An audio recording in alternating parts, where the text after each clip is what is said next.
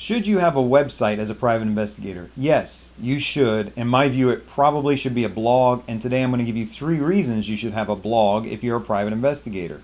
Hi, this is Larry Kaye with shadowanyone.com, which is my blog. I've got hundreds of articles, training, all sorts of stuff, videos over there. Check it out.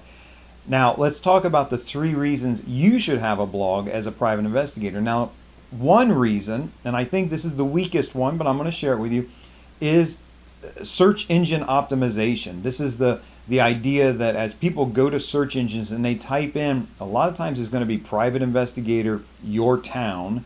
As they type that in, they're looking for a private investigator in your area, and you want to pop up somewhere in that list of investigators. You want them to find you. If you don't have a website, if you're relying on a social media profile or something like that, you're really missing out on their ability to find you.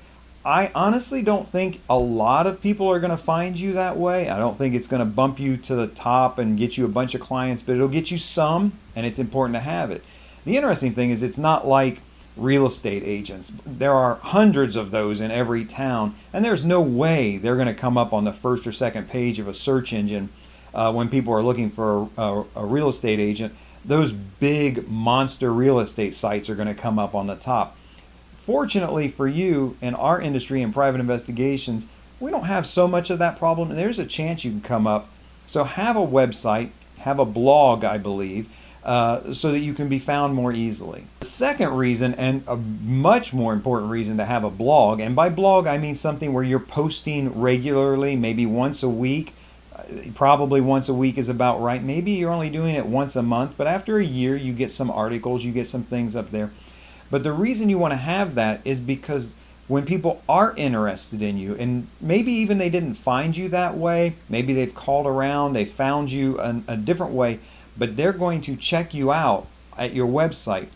And what happens is people buy from people they know, like, and trust. And when they look at your blog, they can kind of get a feel for you. They can say, oh, here's what this person does, or they're posting timely information, or they really seem to be on top of their game, or this article really captures my problem. They seem to be a master of this problem. That's the person I want to hire. When they see your competence and your persistence and your consistency with a blog, that helps them to know, like, and trust you, and that's going to help lead them to hiring you. The third reason to have a blog you probably haven't thought about, but when people do reach out to you and contact you, you're going to get a lot of people who are price shopping, or they have very fundamental questions or basic things. They may not even be somebody you're interested in taking on as a client. Having a blog where you have written dozens or more articles, you will find that you can answer people's questions in an article, and then when they call you or reach out to you, you can just direct them to that. And it really makes your workload a lot easier.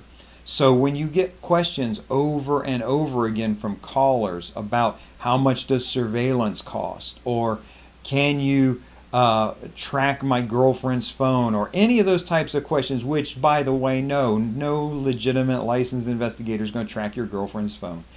But when you get those types of questions, you can say, that's an interesting question, that's a good question, I've written an article about it, you can check it out here. And you're just done with dealing with that person. You're able to be helpful to them, you're able to point them in the right direction and educate them in a matter of seconds, rather than having to explain over and over again about the privacy implications, or what really is involved, or the cost, those types of things.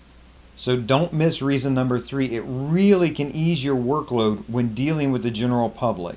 If you don't have a blog, and maybe you're just lost on how to do all of this stuff, at the very least, I want you to think about writing articles, sitting down and typing out answers to common questions you have. Start to build these resources, so as you do figure out the rest, the technical side of putting up a website, maintaining it, updating it, once you figure that out, at least you'll have some content to start putting on there.